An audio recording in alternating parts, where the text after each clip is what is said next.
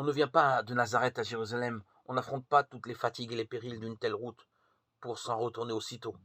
D'ailleurs, autre aubaine pour le commerce local, presque toujours tenu par des prêtres ou contrôlé par eux, tout juif pieux doit dépenser dans la ville, dont l'économie est donc à support presque exclusivement religieux, un dixième de son revenu. Joseph et Marie, dévotion et achat terminés, ont sans doute regagné leur tente, hors les murs. L'enfant Jésus a peut-être fréquenté dès les premiers jours l'une des salles d'études qui flanquent la synagogue et où enseignent, ergotent, pontifient les docteurs de la loi.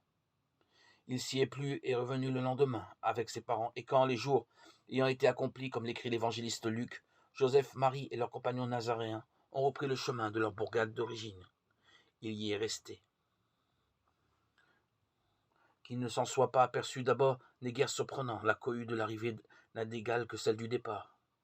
On démonte les tentes, on entasse les ustensiles qui ont servi au repas avec les bibelots, les souvenirs et les vêtements achetés à Jérusalem.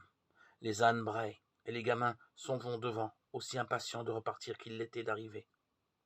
Jésus doit être avec eux, pas de problème d'ailleurs, c'est un garçon sérieux que personne n'imaginerait fugueur.